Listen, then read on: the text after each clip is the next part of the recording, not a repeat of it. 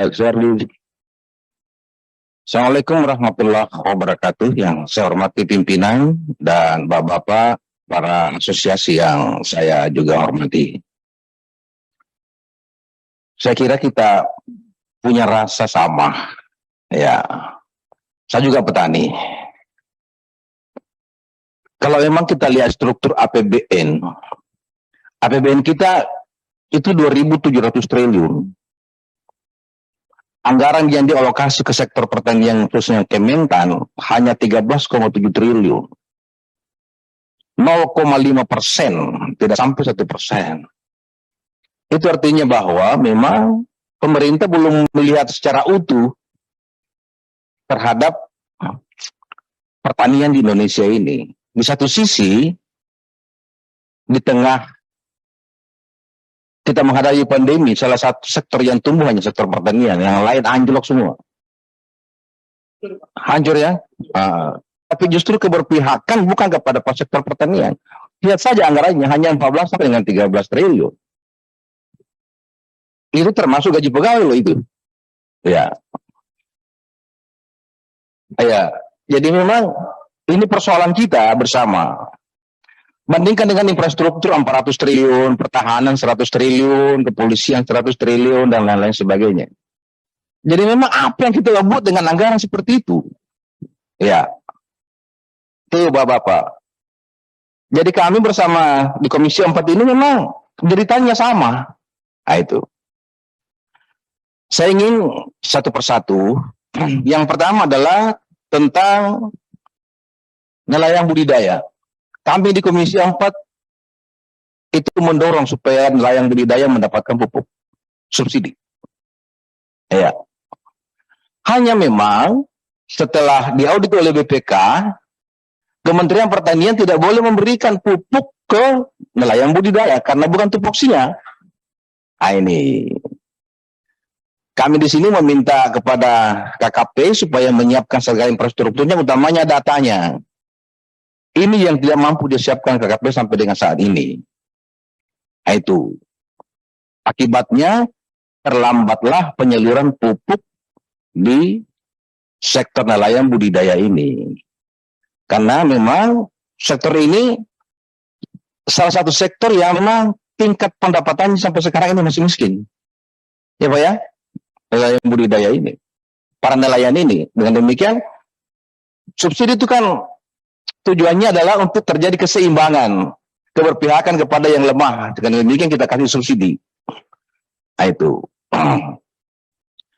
Itu memang persoalan yang berada pada masalah nelayan kita. Jadi kami akan bersama-sama dengan pimpinan untuk kembali mendesak supaya KKP segera menyiapkan data untuk mendapatkan pupuk subsidi bagi nelayan budidaya. Ya Pak ya? Dalam raker ini. Yang selanjutnya terhadap pupuk organik. Saya sependapat bahwa pupuk organik perlu kita selamatkan. Karena memang ini mengembalikan struktur tanah kita. Ya, saya Pak pengalaman dengan pupuk organik. Ada satu merek pupuk organik yang saya pernah pakai dan sampai sekarang masih saya pakai, tapi tidak bisa sebutkan di sini. Pupuk organik itu bisa menyerap kembali kimia-kimia yang sisa-sisa kimia, sisa pupuk kimia itu kembali daur ulang menjadi pupuk. Jadi memang saya pengalaman. Dengan demikian alokasi pupuk organik tetap harus kita perjuangkan di APBN. Tidak boleh tidak. Ya. Yakin Pak bahwa kami Komisi 4 akan memperjuangkan ini. Ya, apakah nanti melalui subsidi atau melalui yang jelas APBN sama-sama subsidi ke APBN juga. Ya. Apakah 300 miliar, apakah 500 miliar dan lain sebagainya. Tentu kita harus pahami tidak semua produksi pupuk organik bisa diserap oleh APBN. Ya kan? Ya, tentu pasar juga harus menyerap karena memang keterbatasan. Tadi kita lihat 13 triliun. Nah, itu. Selanjutnya mengenai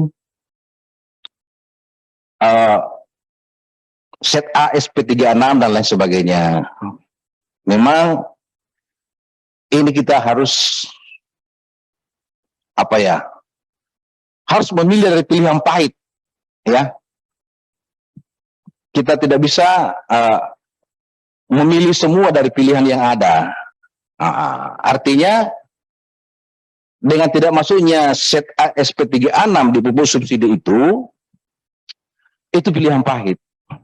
Sesungguhnya pilihan pahit. Karena penggunaan urea dengan NPK itu memang itulah penggunaan yang paling pokok di dalam pupuk. Masif sekali.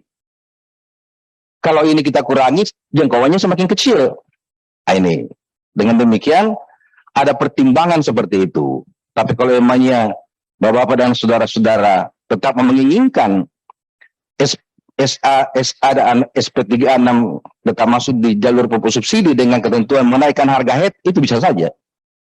Iya, bisa saja. Iya ya.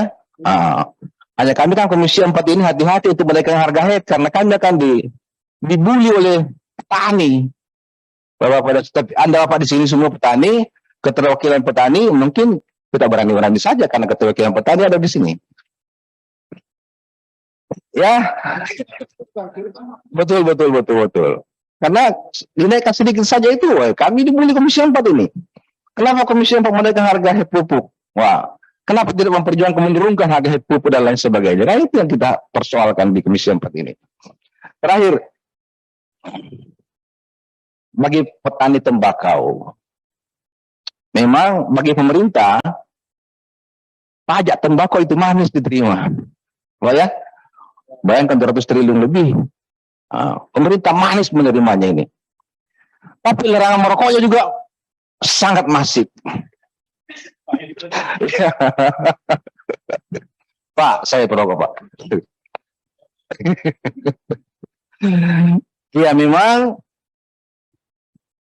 itu akibat dampak kesehatan kita harus pahami juga.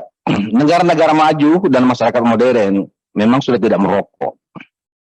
Hanya memang kita Indonesia ini, ya, saya banyak membaca literatur Pak tentang rokok. Memang semuanya mengatakan itu mendatangkan buruk kesehatan. Ya. Katanya pada saat itulah saya berhenti membaca literatur itu.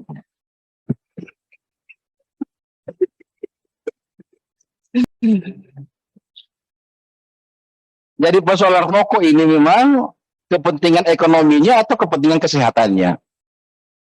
Tetapi pemerintah tidak memberi solusi.